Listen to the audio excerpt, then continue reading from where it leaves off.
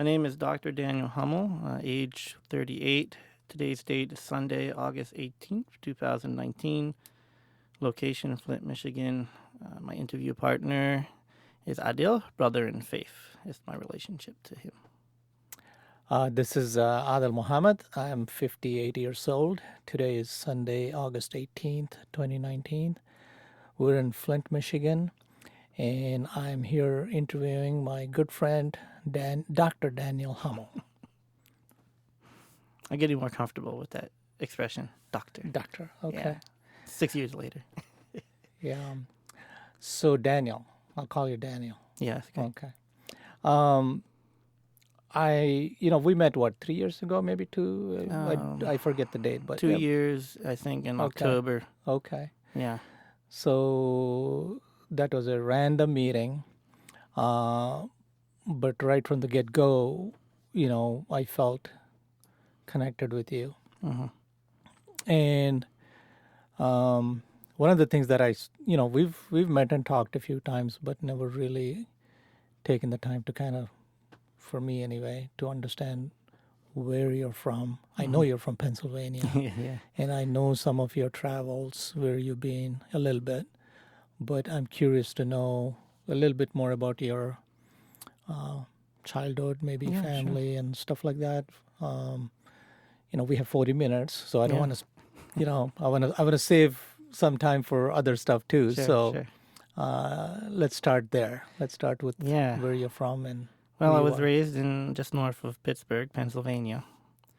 Religiously, I was raised Catholic and was part of the Catholic Church up until probably high school, and then at some point stopped going, and then was attending a local Protestant Church of God up until I graduated from high school and then on to college. So all of my family's in northwestern Pennsylvania. Actually, I'm moving back there after this interview. Oh, right. You're moving Yeah, back there. moving back there finally after so many years being gone. What's the name of the town? So I was born in Franklin, Pennsylvania, Venango County, and I'm actually moving back to Venango County, and the university I'm working at is Slippery Rock University Slippery of Rock. Pennsylvania, which is in Okay. Butler County. Yeah, Interesting which is the name. next county right over. Yeah, Yeah, so it's like Slippery Rock. homecoming for me. Yeah. Yeah. My parents are actually here right now. They're Okay. they're visiting. They come up every now and then, but they're getting older, and it's difficult to make the trip up to Yeah. Michigan. So this is actually not just about moving back, and it's about being close to family and reconnecting with everybody. And also, we have a 7-year-old son named Hamza who. They love to death, but they're Yeah. missing out on his sports and they're Yeah. missing out on his school functions. And we were really regretting this and hoping that one day we could be closer. And you can't get any closer than where we are Yeah. right now. I mean, it's actually, everyone loves Raymond close. We're like, they could just show up anytime they like. Yeah. Yeah. And so, I went off to college, went to Pennsylvania State University for my first 4 years. I got my bachelor's degree there in international politics. And I think it was there, especially my first year, my freshman year, when I was at Penn State Barron at the Erie campus, when I started to explore kind of religious traditions beyond the one that I was raised on. That was when my mind started to explore, that first year of Which year was college. that? 2000. Okay. Yeah, so that was... This is pre-2000, 9/11. This is pre-9/11. I always have to kind of clarify this with people. Yeah. Because even though, we can talk about that probably in your follow-up questions, but, even though, my conversion to Islam was after 9/11, it wasn't because of 9/11. And I always have to, because people always jump to that conclusion. They say, oh, what was it about 9/11 that convinced you that Islam was the right religion? It's like, no. Like, you got to go back further in time, my freshman year of college and, taking religion courses and reading, Houston Smith books and his protege, Philip Novak books, and, which was an interfaith book on different religions. It was the first time I read about Islam ever. I was raised, in an area with not much diversity. And everybody was either, Christian, well, mostly just Christian. and predominantly white. Mm-hmm. And so even, in our classes, like in social studies, we didn't really, study any other, culture, or religion besides, European cultures and European religions. And, it's interesting when you talk about like the history of, the world, because that was covered in some of these courses I took in high school. You started out with the Romans and the Greeks, and then there was like this complete dark period, and then the Renaissance, and Mm-hmm. then European civilization rises out of the ashes, and like no, like what happened between the fall of the Romans and the rise of the French and English and empires, following the Renaissance. There's like nothing happened. But there was stuff happening, and then you didn't really get into that until you went to college. Right. You And know, and when you were reading the stuff or yeah, when you were exposed to Islam, you were what, 21? I was 20, 21? 19. 19. Yeah, Okay. 19 to 20. Yeah, Okay. Let me step back just one second. You said you were born into a Catholic family, right. I was but raised Catholic. you were My raised mother's Catholic. Catholic. My father's Protestant, Okay. And at Methodist. some point you seem to have made the switch to the going to the Protestant church. Yeah. Was that a choice or was It that was about access. okay? When you don't have Okay. a driver's license, Yeah. and I was raised in a really small town. Okay. It was the church right down the street, so I would ride my You would bike down there. okay. Yeah. I mean, Okay. I didn't really see like the dividing line between Catholics and Protestants that stark. I Maybe too wasn't young at raised that in time. and I wasn't raised like in a family that believed that that Okay. was the other side of the railroad tracks. Okay. You could certainly go to a Protestant church without any issue. I mean, it was essentially the same Yeah. overall same message. Right. So, Right. yeah, I mean, it was Christianity. Yeah. Okay. Yeah, but the move to Islam, I mean, Yeah. That was a that was big definitely jump. across the railroad tracks moment. Yeah. But when I went to college my first year, when I was studying these different traditions and religions, Islam really struck a chord with me, and we can talk about that if you have some follow up. Yeah. Yeah. No. Yeah. I guess your conversion was one thing that I wanted to talk about. Not well in a very broad sense. Mm-hmm. Everybody has a personal story and a journey that they take. Mm-hmm. Wherever they're traveling, right? Mm-hmm. But also, as a traveler, you notice things. Mm-hmm. And you sometimes wish, oh, well, I wish it were this way, or I wish it was that way. I wish, what I mean by that is, as a convert, from one faith to the other, what have you noticed about Islam that you wish were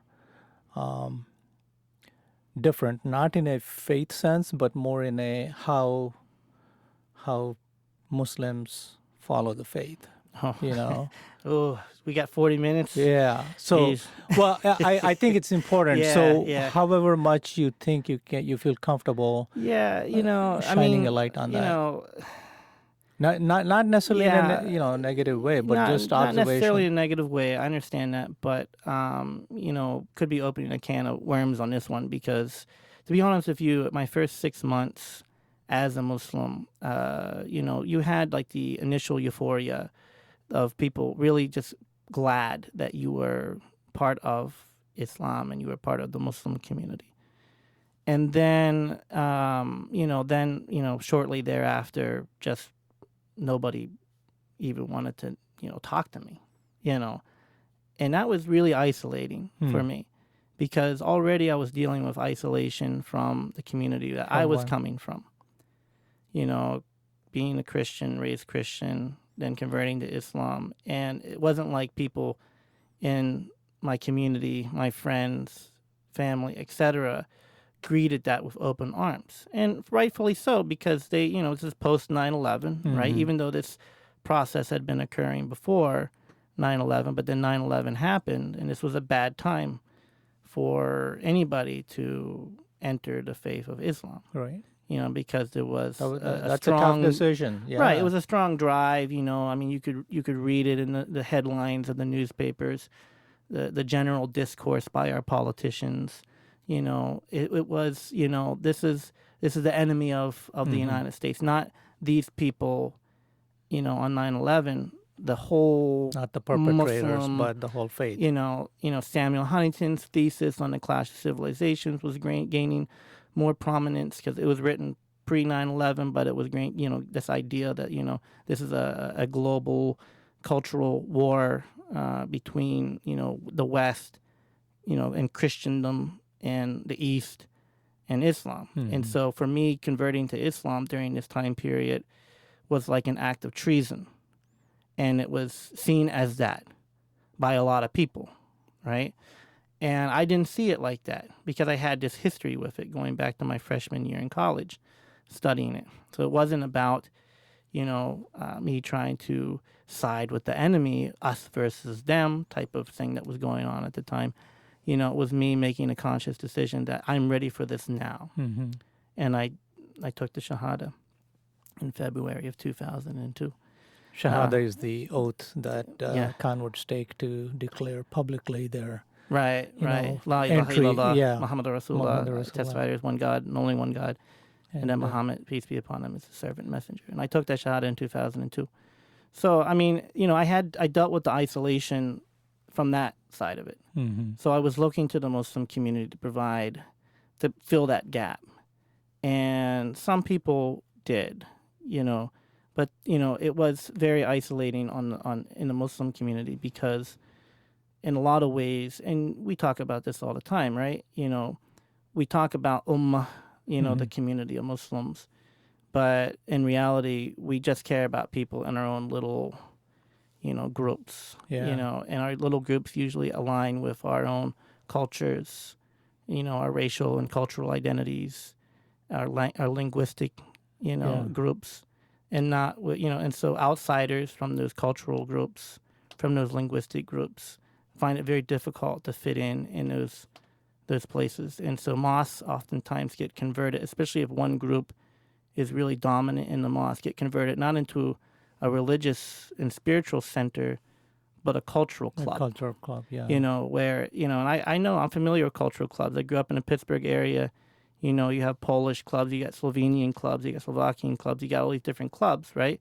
And they're open to everybody, but generally the Polish community goes to the Polish clubs, and even their descendants, and they don't speak Polish anymore, right? But they're still going because they have this affinity for their it's ethnic their comfort and racial zone. Yeah, but I never thought that the mosque would be something like that, and it's not really good to have that type of attitude because it creates a closed environment where nobody, especially if they're coming from a different, like even if they're raised Muslim, say the African American community here, they complain about this a lot with the immigrant community, having closed doors to them and not being open to them because they're not part of their cultural and linguistic group.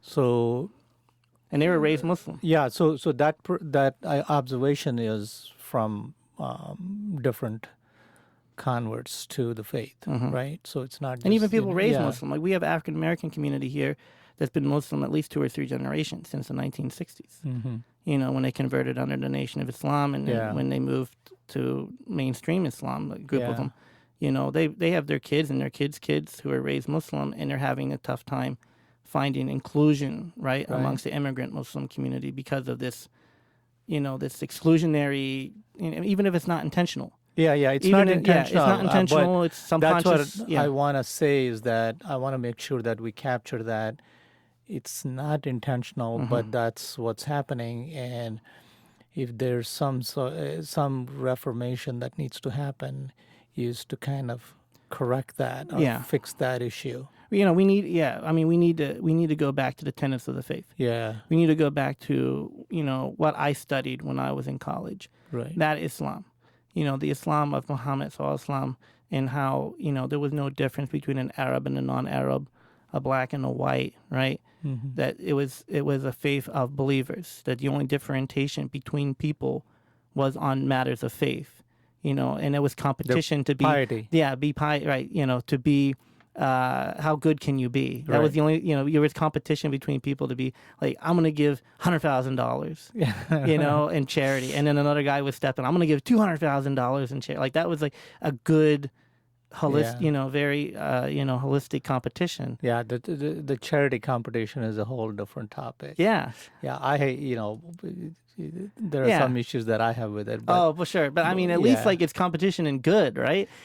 I mean, you raise money for the poor, yeah, and you're like, I'm gonna give 100,000. Oh, I'm gonna give 200,000, and then try to be like the most charitable, right? yeah. As long as you're doing it for the sake of Allah, You right? can still do it, but a very good example I saw at one of those fundraisers was that um, one person, um, the fundraising was going on, Mm-hmm. so everybody knows who's making the donation. Mm-hmm. Uh, but then one of the persons, he just said, "I'm gonna beat that number." Right. Okay, so so the fundraiser, like, okay, I need to know the number. Right. So he says, "Undisclosed." Uh, Okay. So I thought that was a good way for him to kind of say that I'm competing with you, but right. nobody needs to know exactly what I'm Yeah, giving yeah. you. I mean, that's a hadith. There's a hadith Yeah, of giving with your right hand and your left hand doesn't know. doesn't know. Yeah. Yeah, it's better to do those types of things in private, but Yeah. we know that in the tradition of Mm-hmm. the early Muslims that they were, we know the story of Uthman. He came back with a caravan full of stuff, and just gave all of it away, every single, and nobody could compete with that. Right. Right. Right. And this idea of competition and good is Yeah. I mean, I think that how much different, I always say this all the time, like how much more different would the world be if we were competing to do good things Right. and not Right. competing to like hurt each other, Or take whatever you take can. something away from other people. Right. Like you're not taking anything away from other people by saying, okay, so he's doing, I mean, maybe they're trying to look good. I mean, that's a bad intention. The intention is to do it for the sake of God. But, if someone gives 100,000 and you want to give more, Mm-hmm. And ultimately it goes to helping others. Right. I mean, and that's a great way to compete. If you're going to compete at all, right? Yeah. Helping other people would be the best way to compete. Yeah. So let me switch a little bit to the work you do. Sure. You talk about what your profession is a little bit, because I wanna touch on what brought you to Flint, Mhm. and also connect that to how your conversion to Islam and how, if anything, that played a role in the choice of your profession. Yeah. I mean, I didn't originally want to be a professor. So I was spending some time overseas. I was an English teacher, English as a second language teacher, from 2005 until 2008. And that's where I got married. So my wife is from Indonesia. I was teaching English as a second language in Indonesia. And I interrupted my master's program to get my master's in public administration. My ultimate goal was I wanted to work in local government. I wanted to work in public management, something related to public service, because I was really driven to do that. And when we came back in 2009 and I finished my 2008, 2009, I finished my degree in 2009. And I finished my master's in public administration. At that time, the recession hit. Yeah. And, I was applying to, I mean, basically nobody was hiring. It was a terrible time to come back to the United States. Yeah. If I had some foresight, I probably should have just stayed out. overseas for at least 4 or 5 more years and come back and then, try But you it don't know again. what you don't know. Right, so- you don't know what you don't know. And so I decided that maybe I would just wait it out. And I started working on my PhD down in Florida, Florida Atlantic University in Boca Raton. And they accepted me on full scholarship down there. Okay. So I said, okay, maybe this is just I didn't want to do it. I really didn't want to do any more school. Yeah. You wanted to. Yeah. I really just wanted to get out and start doing, Yeah. stuff. I wanted to work. I wanted to be professional. I wanted to have a career Yeah. in public service, in local government. I didn't want to go back to school. I certainly didn't want to get a PhD in public administration, which I ultimately ended up getting. And so by the time I got around to the end of the recession, it was 2011, I think, or 2012, I was already in my dissertation. So I was like, well, might as well just finish it up. Right. Yeah. And I finished it in 2013, and I got a job in academia, teaching as an assistant professor, tenure track at Idaho State University, my first academic job. And Do you enjoy teaching? I do, I do. Okay. I enjoyed teaching when I was teaching as as a second Okay. language teacher, and I like teaching. I still like teaching, but I also like being out and involved. And I like the career aspects of public administration. I liked working. I wanted to work in local government, and I still want to work in local government. I would still like to be a director of finance somewhere, or or assistant city manager, or even city manager, or just to I feel that kind of that fulfillment of getting up every day, going to work, and knowing that every decision you're making, right, is having like a direct impact on the well-being in the community in which you're working. I mean, that's Right. fulfilling, right? Yeah. Teaching is a difficult thing to get fulfillment from because you don't really see You don't see the the. product of your labor until many, many, Yeah. many years later after Right. you hear from the students after they become successful in their careers. They've gone on to do great things. And if they, reach out to you and share their success, after so many years. And I get these emails every now and then. I've been teaching for, in higher education for more than 6 years now. So I get emails from students I had from 6 years ago, and all the different and great things you're doing. So you get fulfillment from it, Yeah. but it's delayed. You have a delay. So teaching's a tough job for that reason. You don't really see the fruits of your labor. Whereas in public, like if you're working in local government, let's say you passed a budget. The budget you worked on to say repair roads or do some other economic development thing, and you saw it being implemented in front of your eyes, and then within a short period of time you could see the fruits of that labor. Say more businesses relocate, more people. You see citizen satisfaction rising through citizen satisfaction surveys. You could see all kinds of things that the direct result of your work. Teaching is a difficult field Yeah. because you don't students can say it was a great class, I love that, they can give you feedback that way, but you don't necessarily see the ultimate end to all of that effort that you put into your classes, besides just having kind of a pat on the back, you did a great job teaching, Yeah. which is good. But I also like to Yeah. see the fruits, right? Talk about your experience here in Flint, because it's, I mean, the last 2 3 years that you've been here, I mean, Flint has been in the news quite a bit, Right. obviously, for obvious reasons. What is your take on the whole Flint situation, and the fact that you were here when it was in the thick of things, and Mhm. now you're on your way away from Flint? Yeah. What are your thoughts about that? Yeah. Well, let me say one thing really quickly. Even though I'm new to Flint, I've been following Flint since my doctoral education days when I was doing research on shrinking cities. So I knew This is pre-water crisis. pre-water crisis, and I remember when a water crisis broke nationally. The story broke nationally. I remember exactly where I was. It was that shocking to me. Wow. Like, because as someone who studies public administration, who take public ethics and values seriously, that was a total violation of public ethics and values, and it was a break in public trust that was offensive to me in a whole lot of ways. And I was sitting in the airport at Charlotte, North Carolina, when the story broke on my phone.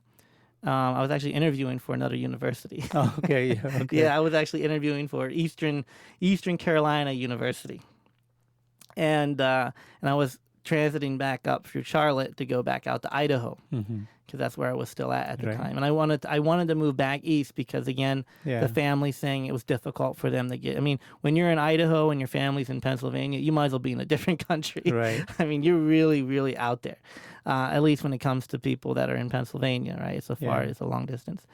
And so I was sitting there waiting for my flight, and the news story flashed across my phone. And I was just so upset. I mean, I was upset to the point of tears.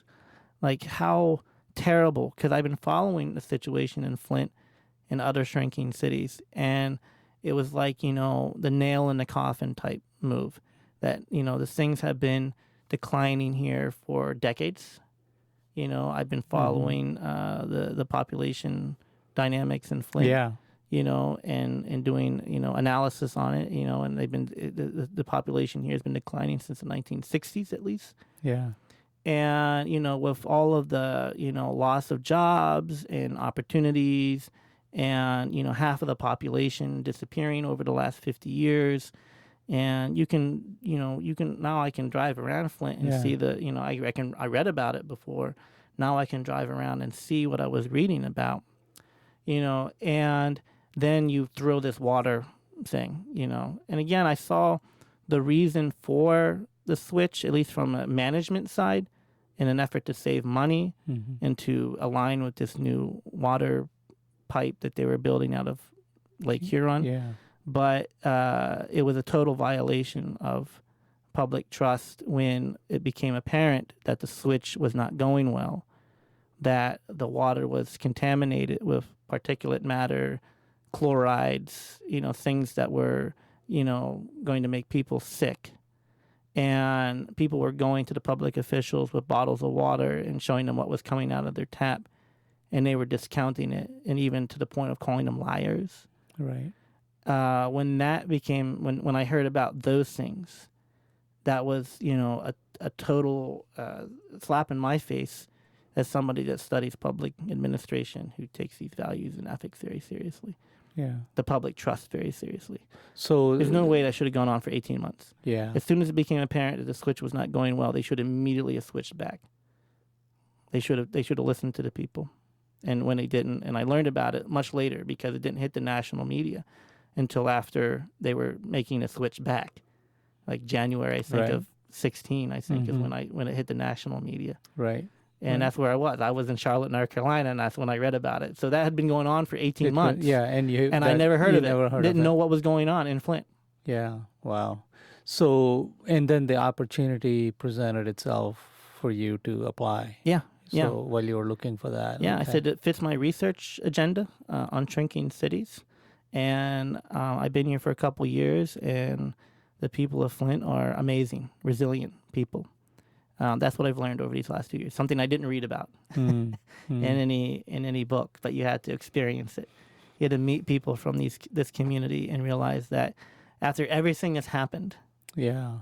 there's That's I would not to interrupt, but that's Yeah. exactly the observation I had with a couple of interviews ago. Is you can read about, do your research about Flint, but you really don't get a sense of the place until you actually come here, and that's Yeah. true of any community, Right. not just Flint. But in order to truly understand what's going on here, you have to physically come here and spend some time. Yeah. Oh no, this is a wonderful place, and the people that have remained here, they are committed to see Flint. I mean, I think there's no misgivings about it ever getting back to where it was in the 1940s or 1930s. When GM, Those days are gone. Those days are gone. I think everyone has accepted that to a certain extent. But make a good community out of this place. Where I do think there's commitment you to that. where do you see Flint?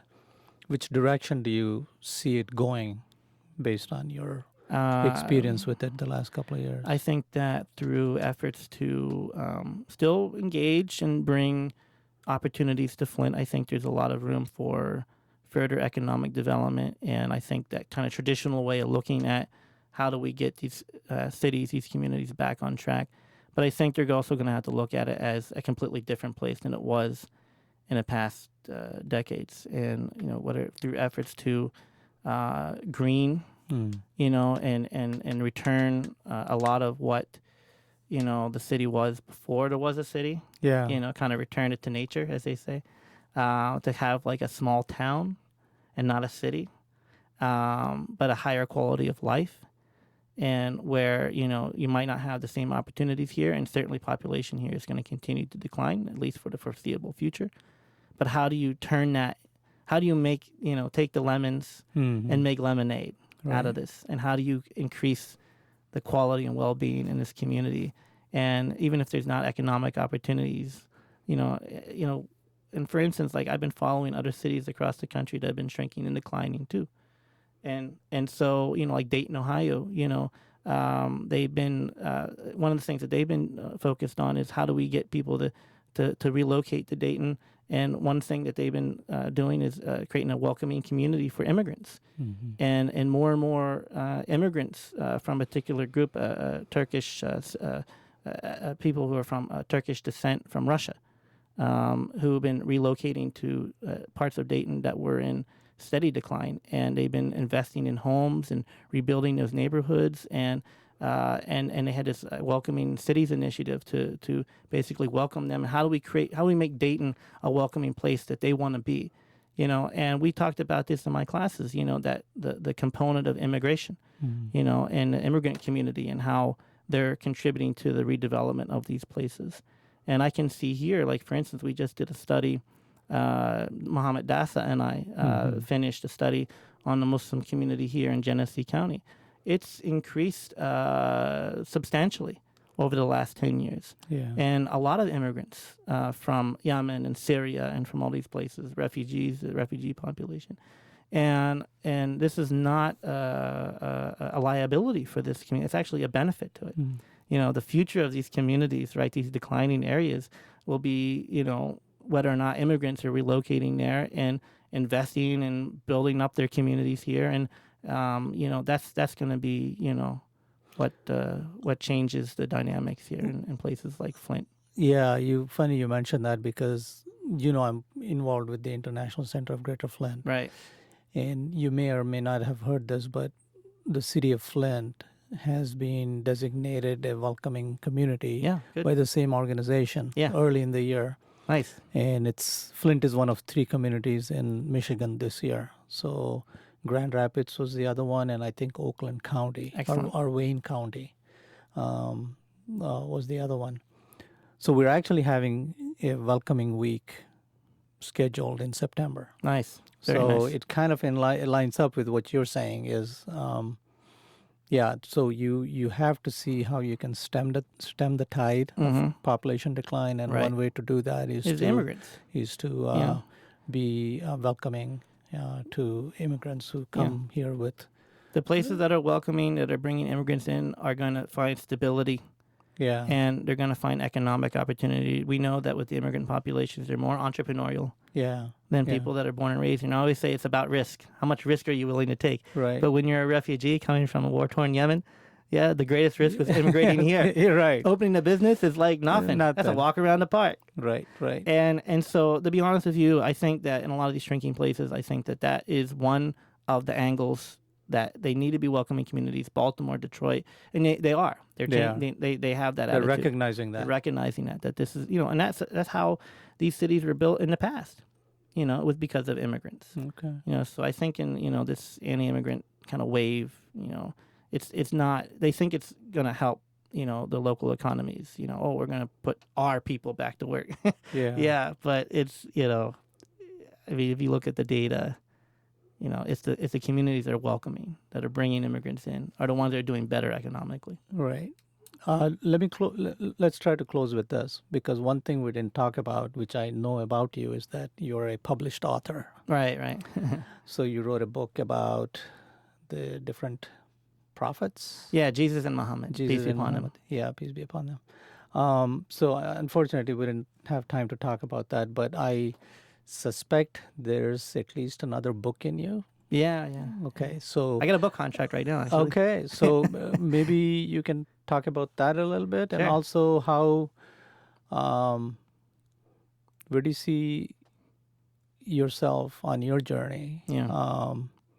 Whether it's connected to how you connect the faith and your academic work and teaching and all that. So talk about the book, the contract, and also where you see yourself in a few years. Yeah. Well, my first book was on Jesus and Muhammad, Commonalities of Two Great Religions. And the reason why I wrote that book was not for my work, not because it's public administration. It has nothing really little to do with public administration, although I kind of make the connection here and there. Yeah. It's about me reconciling with the community in which I was coming from. Being raised Catholic Christian, raised in a Christian community, and seeing this kind of dialogue, this narrative of that, Christianity and Islam are diametrically opposite of each other, that, Jesus and Muhammad are completely different. What they were teaching was completely different. And so I spent the better part of 5 years while I was a doctoral student, in my first couple of years as a professor in Idaho, doing research on looking at the Bible, looking at the Quran, looking at the lives of Jesus, looking at the lives of Muhammad, and comparing them, and finding that 95%, I mean, it's the same ideas, same teachings, same concepts. There was very little different between them and what they were doing at the time that they were alive, what they were teaching. The verses in the Bible had the same type of verses in the Quran. And so I was writing this book to say that, Christians and Muslims have a lot more in common than they do different. Yeah. And Way a lot more in common. a lot more in common. And that I think that there needs to be a lot more investment by the Muslim community and the Christian community to find that common ground. Instead of kind of going on these these fringes, that we should be working more towards commonality and common ground. Yeah. That doesn't mean creating a syncretist religion. Right. Combining Christianity and Islam. I'm not saying they're different enough that they are different religions. Right. But there's a lot more in common that that we could have a lot more friendly interaction than what has maybe gone on for at least since 9/11, but even before. So what's your new book going to focus on? So I'm doing this one's for my work, but it's related to Islam in a way, because I'm doing research on the policy diffusion or adoption of the anti-Sharia laws across the United States. And it has a lot to do with that first book, and kind of this idea that Christianity and Islam, Muslims and Christians are not really that different, but there was a movement in this country to criminalize Islam, and one of the things they're doing is passing these anti-Sharia laws that if you are you're not allowed to in any of the court systems, civil, criminal, whatever. But really, it's only in civil court systems, like with family inheritances and stuff like that, that you can't apply any of the legal rulings from the Islamic religion for any of that, and they basically forbid it. And so I'm writing this book about the kind of the movement behind the anti-Sharia, policies, and Interesting. And I'm trying to understand why states are passing these. And I'm also linking it with some of the other laws that have been passed in these states, such as the anti-abortion laws and other laws that target other communities, and finding kind of a very similar kind of movement, this anti-Muslim and this other stuff that's being passed by these states. It's very similar. So unlike my book before, which is looking at the commonalities between Christianity and Islam, now I'm trying to find the commonalities between, anti-Muslim stuff and then other movements, and why these laws are passing in some states. Do you have a working title? It's still in the works. Okay. Yeah, something related to the diffusion of policy adoption of anti-Sharia laws, and it's hard to say. It's a long time. Yeah, Okay. I'm trying to find like a catchy title. My last book editor for my previous book is the one that actually wrote the title for it. I couldn't come to a conclusion on the title I wanted. Okay. When is Titles it gonna... are hard, Yeah, you're right. When do you think it's gonna come out? So the book's due in May next year, and then May I have 2020, and then they go through a review process. So that's a lot of work. Yeah, tell me about it. Don't remind me, because I'm stressing me out. Okay, I'll take that back. It's going to be easy. Yeah, there you go. Yeah, it's going to be easy.